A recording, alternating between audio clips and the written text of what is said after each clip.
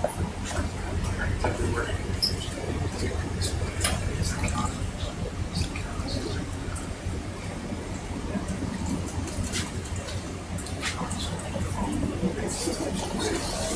one channel. Yes, we're going to switch out.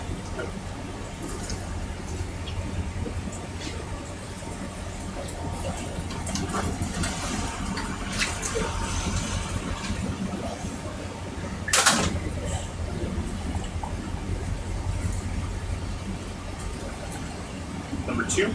Number 2. Or 3. That's 3. Sorry. Number 3, I'm good. I got 3. Yep. Okay, that's fine.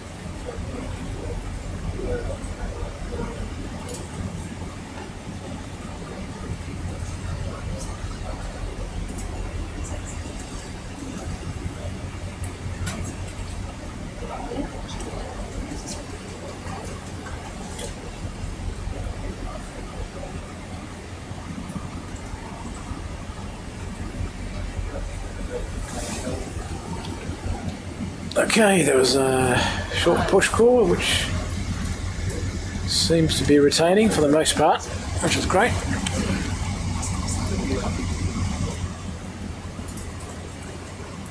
Good. Nice. That was easy.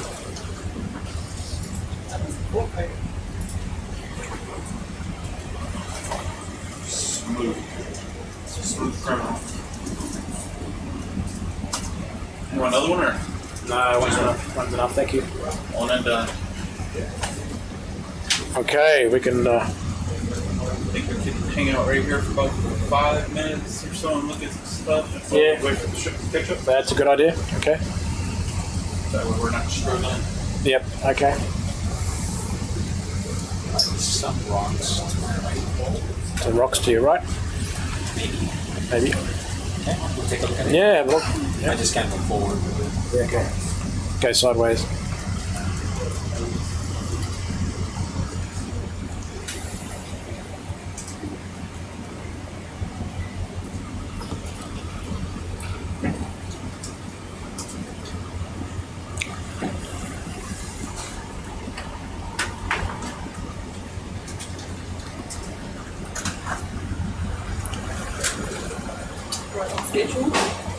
Here we are, Jeremy. We're now exploring. All right. It's a fish.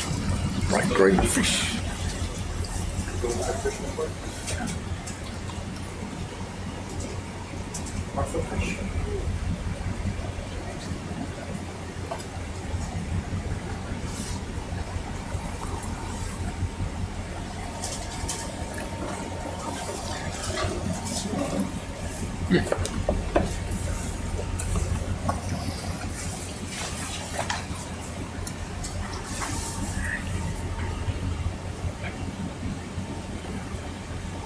But it's hanging here for about 5 while the ship gets in a better position.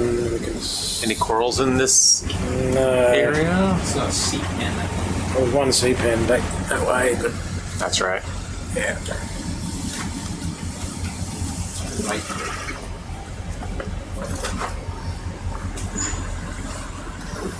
It's pretty flat.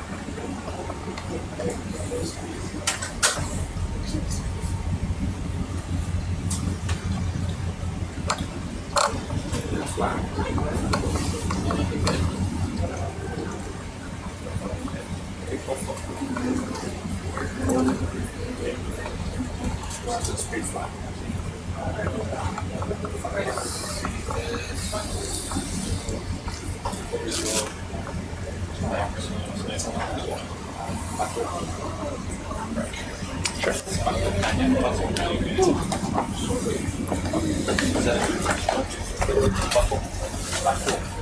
That's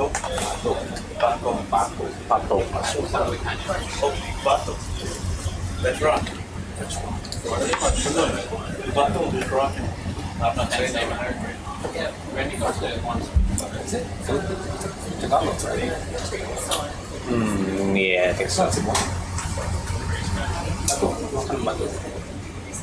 What kind? Put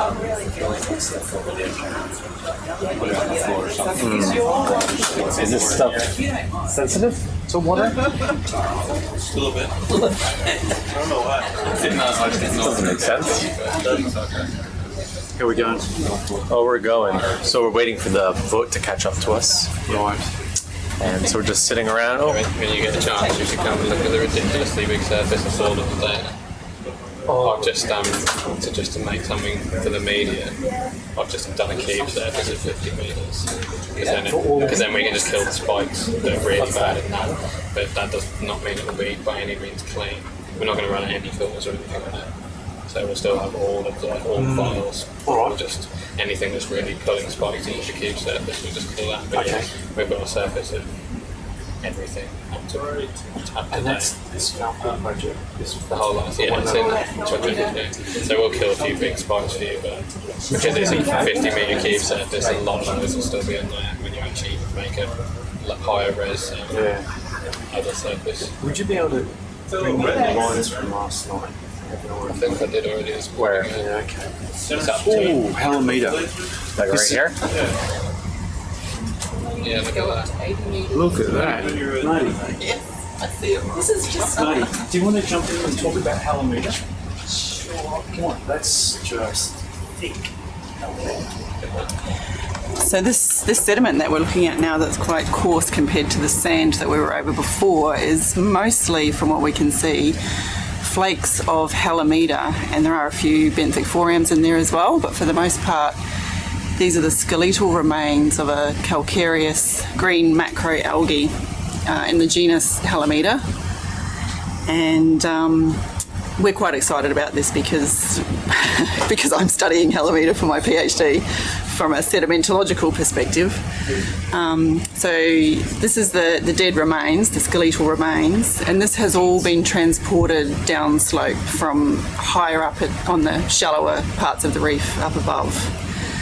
So this is a telltale indication to us that as we move through our transect today and get a bit shallower, on previous dives the deepest we've seen Halimeda start to come in has been around 140 metres. On previous dives we've seen some Halimeda sort of clinging to the rock faces and harder substrates. And then as we get shallower still and the gradient of the shelf kind of flattens out a bit onto these terraces, we start to see these vast meadows of Halimeda growing like a bit like a mini rainforest, where it's sort of a carpet of green, which is this Halimeda calcareous macroalgae. So it's green and sort of fleshy on the outside. It's a photosynthesizing macroalgae, but on the inside it has this limestone skeleton. And it grows quite prolifically. It has quite a high metabolism, and it's constantly shedding these segments. So it grows these segments that are joined by little nodes and internodes, and each kind of grows and then gets shed. And Halimeda is a really prolific carbonate sediment producer in these reef environments. It's part of the carbonate factory. In fact, there's some evidence to suggest by some calculations that Halimeda algae actually contributes more calcium carbonate in the shallow reef environment than the coral reefs themselves. Impossible. Yeah, so this is a really important part of the carbonate factory. It does eventually, on geological timescales, it does all get cemented together and form limestone rocks. We've collected a couple of examples on this voyage earlier on in the cruise. We collected some rocks from quite shallow, about 110 metres, that was just very lightly lithified, very lightly cemented flakes of Halimeda all together. And then we also collected a sample from quite deep that was about 540 metres, and it was very, very well cemented, very hard. It was absolutely a limestone rock by this stage, but when I cut it open and had a look on the inside, it was all made of cemented flakes of halimeda. So these little circular discs that we can see as well, flat circular discs, these are benthic foraminifera, and we expect to see plenty of the live example of these once we get a bit shallower up the slope as well. So we're sort of paused here for a moment while we wait for the ship to catch up. Yeah. 4 amps. Yeah, those circular discs that look like they've got a little bump in the middle. They're 4 amps. And some of those little orangey pink specks that you can see are also 4 amps.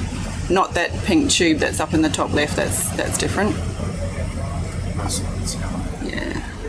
Yeah. So, yeah.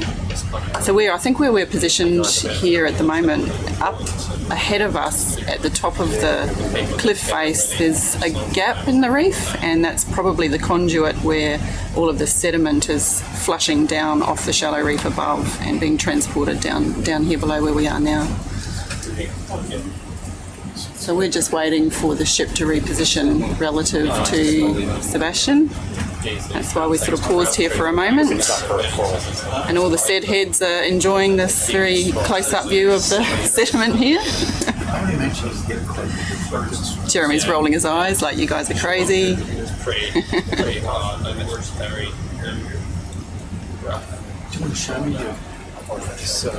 There's certainly plenty of it. Yeah, there were some bryozoans in there as well. Yes. Latticed pattern. Yep.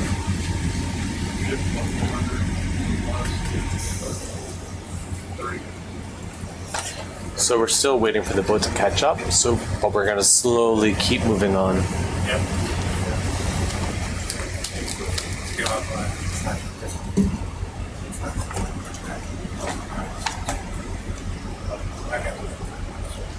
Yeah, he can make it to this way for me.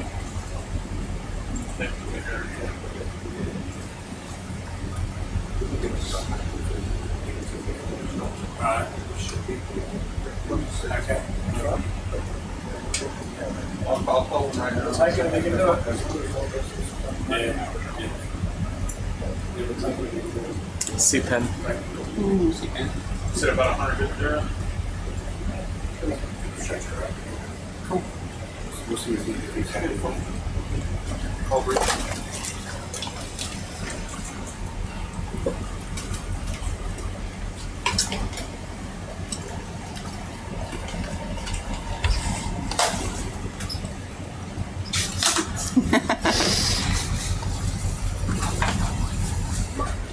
I missed that, Marty. Was that a cemented? It wasn't cemented, no. I was just talking about the halimeda that we were seeing and describing how it can lithify and form limestone rocks that are essentially all halimeda. So we can take our leisure. Yeah, there's a coral up ahead in front of this one. We might try and get shallow beyond too shallow. Oh, that'd be ideal if we could. We're going to try that. Yeah, Honest. certainly.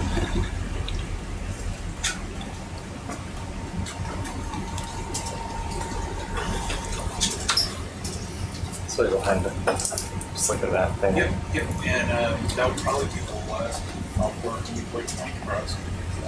They're top area where the scientists want to go. I'm just curious on how far that's cool. That sounds good, brother. He's gonna talk to people right now. And then he's gonna talk to the captain about it. Yep, I can put the waypoint about right here, so that's roughly 150 to 100 to 200 away. It might be off the middle of it. Okay. So we'll see what Take what you can give us.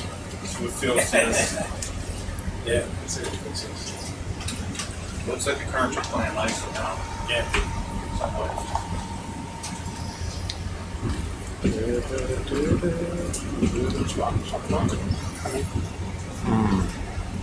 Yeah.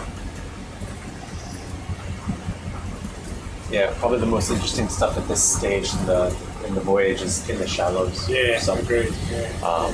I'd be happy. I mean, we're obviously waiting for the boat now, but if we can rush up to there and spend as much time as we can. Okay.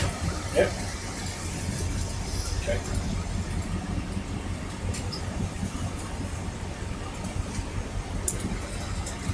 I'm with you on that one.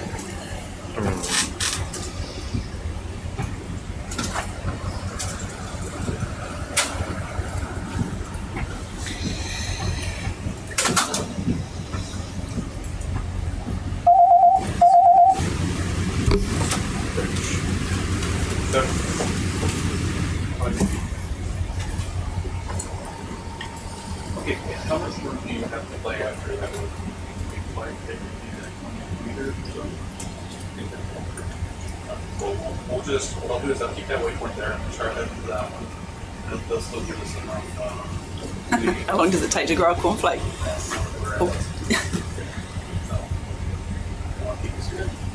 Might be a little closer to the line. So each cornflake grows quite quickly, actually. So the halimeda plant, if you like, I think can start growing a new cornflake in a matter of days. It's quite fast. And then how long they grow for until that cornflake gets shed, I'm not entirely sure. But again, I think it's, days to weeks, not months or years. So it's a very fast turnover. That's why they produce so much sediment. Room to play with, he said. So right now to the actual shelf, if you this was the last waypoint. It's 118 meters to 160 meters we can stretch. Okay. So they said they can play about 20 meters or so on that waypoint. Okay. So you might go give us a little bit more, but you're happy with it. That's good. Okay. Thank you. But I'm sure subject changes currently, they definitely fix up whatever the case may be. Yep. Yep. But they'll keep us updated. Thank you. Cool. Thank you.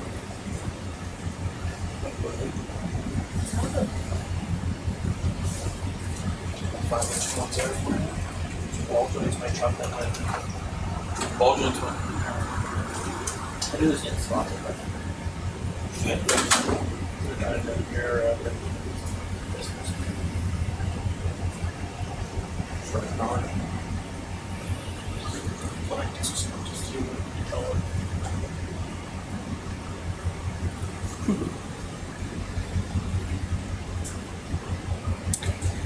Yeah, so I'm pleased to see that a few people on the YouTube live feed have a whole new appreciation for halimeda.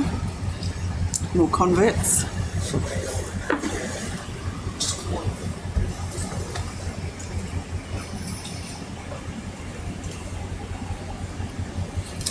So for example, in the Northern Great Barrier Reef, on the shallow part of the continental shelf, so when I say shallow, I'm talking between sort of 25 metres to 55 metres. On the outer part of the continental shelf, just leeward of the ribbon reefs, sitting in behind there are these vast expanses of halimeda bioherms. So bioherm is a geological term for a reef-like formation of deposited biological calcareous material that has positive relief above the surrounding seafloor.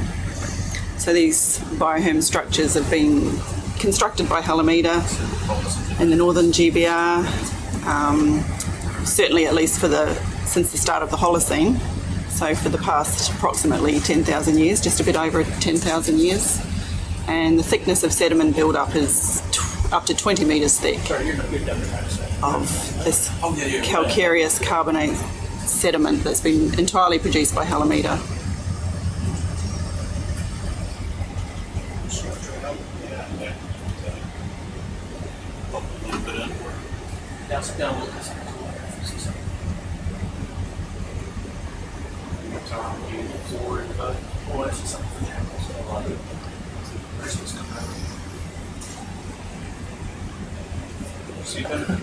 Blackpool. Which one is it? A black sea pen. Bamboo coral. Bamboo coral. It's the default answer. Oh, really? Oh no, it's a sea pen. Yes. Oh wait. Well, Or is it I'll just zoanthid? sit down here, just a few seconds. Okay? Oh, no, it's okay. It's not worth it. I gotta sit down anyways because you have Well, in that case, Make it seafood, right? yeah. Yeah. It's definitely a bamboo coral. It's 100% man.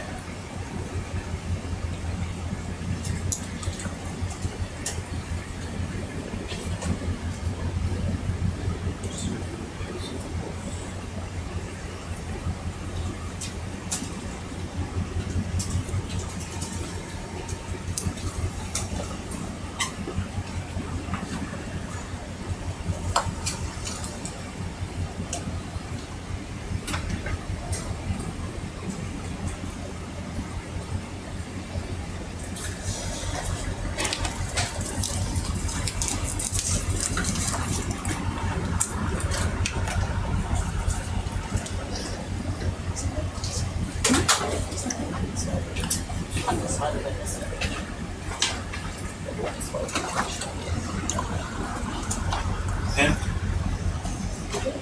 What's your final verdict? they need to call in front. We need to focus. Let's focus. 50-50? You can ask the audience. Here you go, Jeremy. Go ahead and click auto real quick. And then I'm gonna go in auto. Now come out of auto. We're out of sync. Okay. Same way. Now go in auto. Okay. And then come out of auto. Okay. We're both out of sync. Sorry.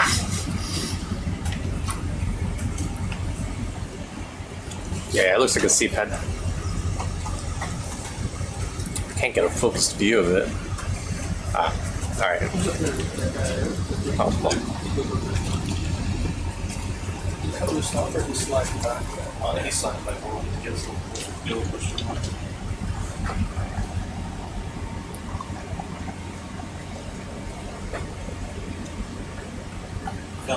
Sea turtle show. Was that what that was? Right at lunch? That leopard looking thing? Okay, finally got in focus. Yeah, seabed. Final answer. Yeah, final answer, seabed. You won $1 million. Who wants to be a millionaire? Time for your trip to pay off. Where's Chris?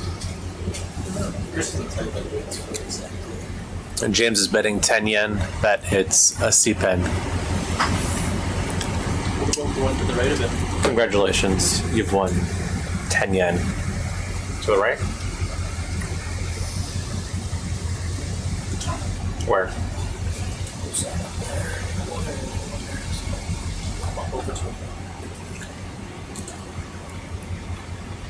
Oh, sorry about that, people. So we're still waiting for the boat to catch up to us. So we're just gonna play around for a bit. Maybe look at what's on this rock.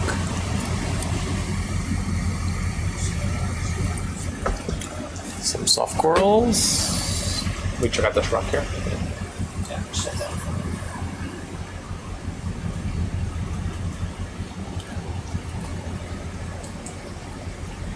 Ooh, look at the shrimp. Another shrimp party. Oh, shrimp party. In a long time.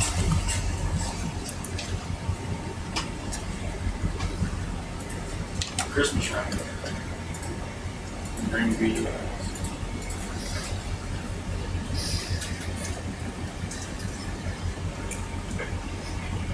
So we'll let you play with the shrimp while we wait for the boat to catch up.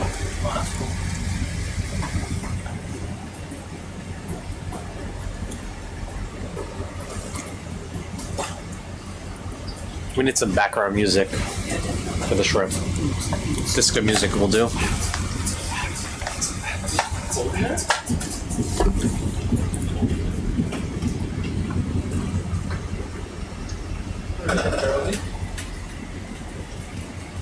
ROV Bridge. Hey, Luke, how you holding up there?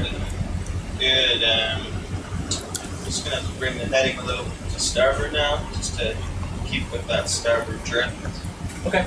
But yeah, we're managing. Perfect. Just dynamic environment. Sure. Are you able to make it to that waypoint okay, or?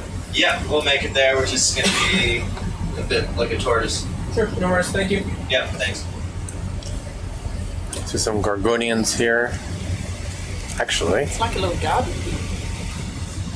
that looks interesting. Can't zoom in anymore. Can you reach the rock? We sure can, if I bump up. I'm just gonna zoom out a second. There's a back, just off to the right. If we just get closer, actually, first, we good. Yeah, sure. Split up the shrimp board. Yep, so on this rock, there's a whole bunch of different soft corals, but then there's this one a little more to the left. Where do you put it? Here, on this. Yeah, your camera's looking hard right, so that's right in front of us. Yep.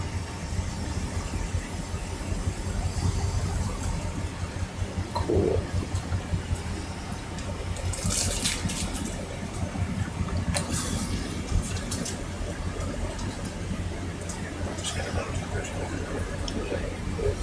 Do you just want to pick up this rock channel? Do you want the rock? Well, do you want it? For the things that are on it? There's a lot of stuff on it. Here's a cup coral. It is a nice rock. It's a very nice rock. You know what? Let's grab this rock. Sure. Oh, wait. Is that going to upset the shrimp? But then we're losing the shrimp's house is gone. Yeah, we shouldn't probably. Want to just give the rock a haircut? Can we move more to the left so we can see? So the thing I'm interested in is behind, obviously behind the one big coral. And a big one. The ring.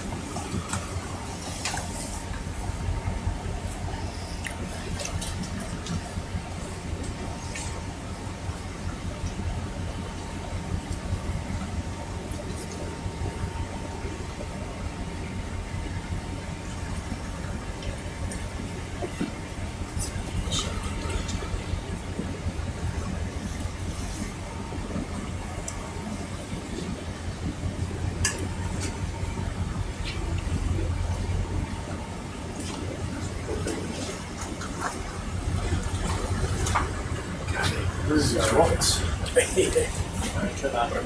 are the rocks? Here's a rock. Garden on it. 2 minutes too late. We're kind of between two reefs. I just wondered all that sediment is coming. So, go push up. I'm sorry. Yeah, That's slope down. Look, there's no baby shrimp. So, when you finish the transect, it should slowly move down here. Like maybe that's Shrimp Arctic. Shrimp? Yep. Oh, yeah. That's see them all coming out of the rocks here. here. That's colorful shrimp. We still have to wait, or can we get moving? Pretty. Let me just wait another couple minutes here. Yeah, Like, okay. get him in front of me just because we're so shallow. Nice colours. Little red collars.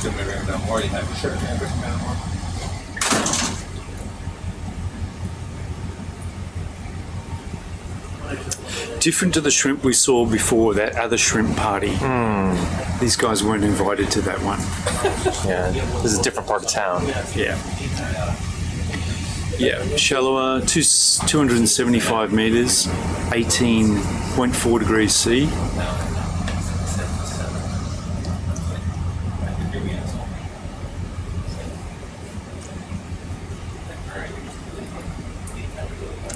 Oh, yeah.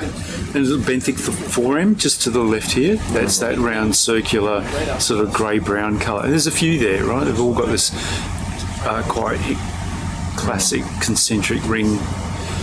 And when you see them in the shallows, they're often attached to seagrass. You know, the fronds, or if that's the right word, of seagrass. You know, they grow on the sides of these. And some of the coral atolls in the Great Barrier Reef are just made entirely of benthic forams. So like Rain Island, where the world's biggest green turtle rookery is made almost entirely of benthic forams growing in the shallow coral reefs surrounding Rain Island and just getting washed up as part of the sand cave. It's waiting for you. It's always tomorrow. Yeah, it's just because we're so shallow. If he runs off, he's going to run right past us on a vertical, so I need to keep him behind me. So I think they stretched it for you right to give you a good picture, but at some point we have to he has to be behind us. So I don't want to hear excuses as to why you can't. No excuses, just results. So Adam, from your perspective, so there's only so far south we can go? yeah, so you can't see it on this screen because we don't have the topography, but over here, like you see where the pink Falkor waypoint Yeah. is? Yeah, he can probably come right to the, move it down to the bottom of that 100. Just right where it goes, just on that line. A little bit right now. Yeah, a little bit more. That's about as far as he can go, and I think from there we can stretch it to at least waypoint halfway 11 to 12, something like that, which is almost the top. So. And then along the front of the reef, is it easier to go west or to go east and have the ship go that way? What's easier? If we're It's wandering. going to be his comfort level and the currents when we get there, so, like, because that's a huge transition. That's right up into the shallows, so you're going to see a lot of current up there, and probably be heating up in this current. So Yeah. I think that he also stated he didn't want to go much further than I think based on where he is, but somewhere's right here, Yeah. just based on how hard he's holding there. So Yeah. I think from there we can at least get to the top. We can stretch out to get to the top. I see. Just have to play it by ear once we get All right. Because we're so close to the reef here, we just have to make sure that everyone's happy, both the ROV pilots and the ship, just what everyone can achieve. It's quite blowy up on surface here. We're up around 20-25 knots, and the coral reef is less than a kilometre away. And we're also dealing with surface currents.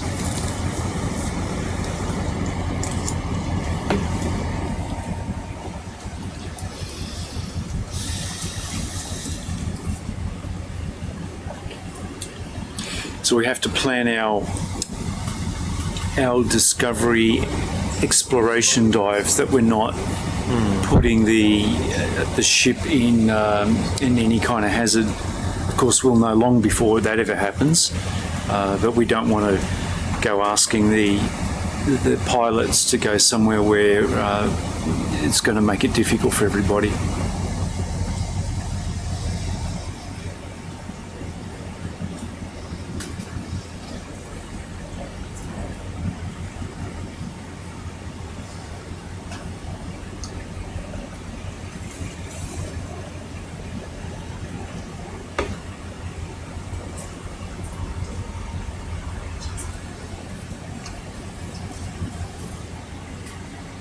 Every rock has corals growing on it.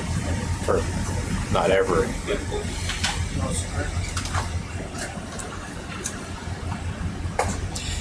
Yeah, like little islands of corals in amongst all this debris. So we often talk about these reefs as big carbonate factories, and really they're just pumping out. They're growing and dying, of course, and the material, a lot of it ends up in the lagoon. It's a very big lagoon. This atoll is 100 kilometres long by 50 kilometres wide, and most of it's the internal part of it is like a big bathtub shape with sand. But currents and things blow a lot of this calcium carbonate debris down the slopes, and that's what we're going up now.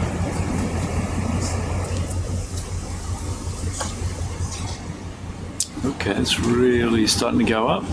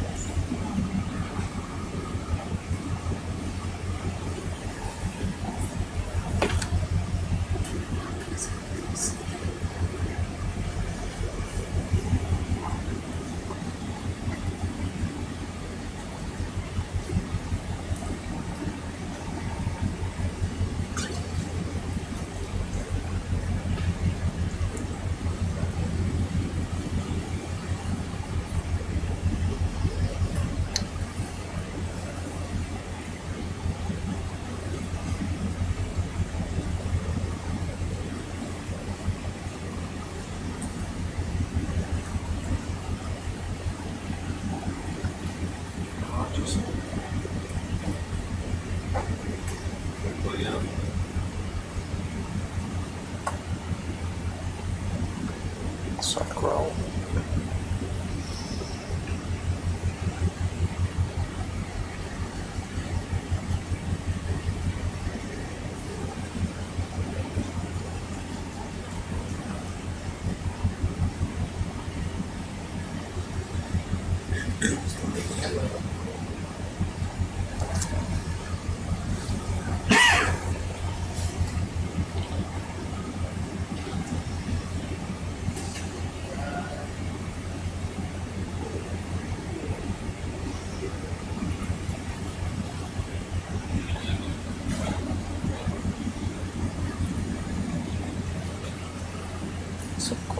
Soft coral.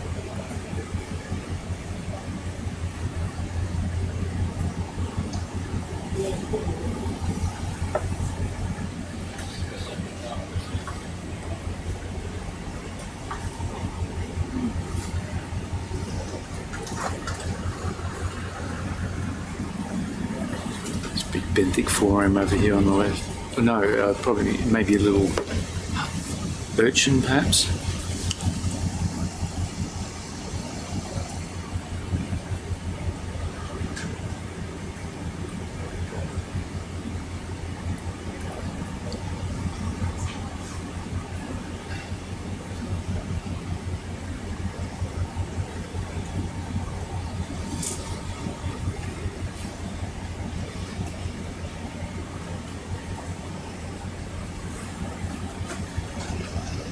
What that is.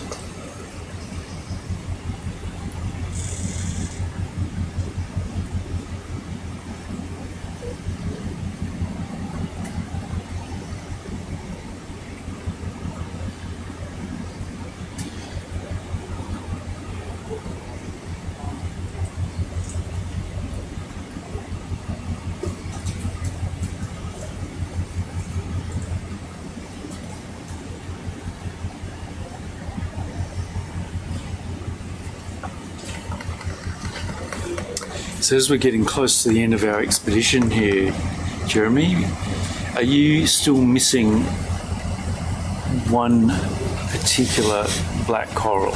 I really am.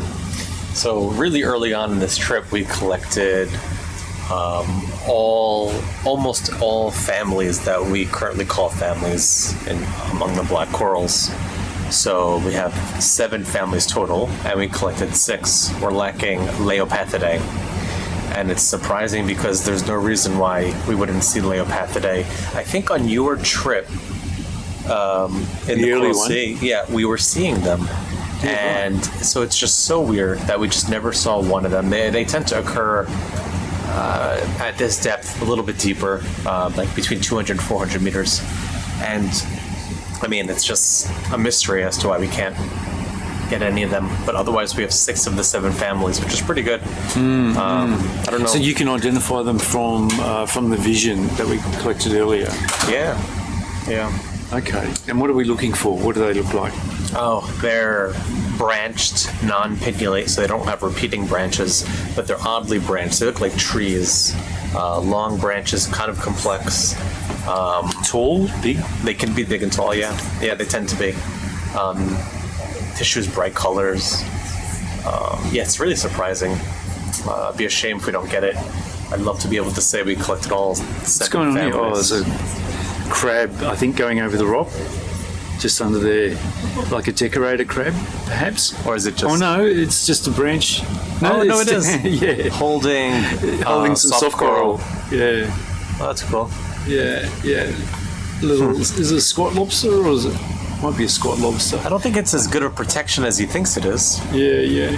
No. It made him really see us Thinking, better. I thought, what is that coral doing moving around? I think he's showing off. He's trying to attract a girlfriend. Yeah, you can't see me because I can't see you.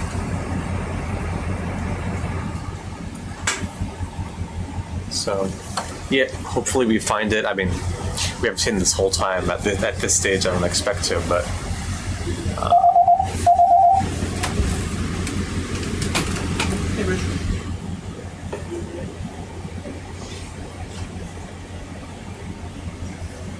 Yes.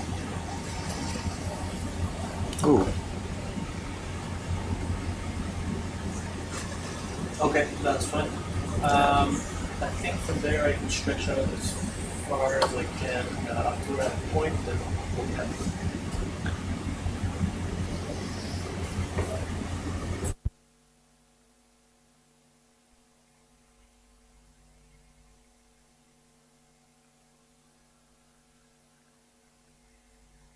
Change it there, so that's perfect. Thanks. Yeah, that's as far as it goes. Next one, where I am.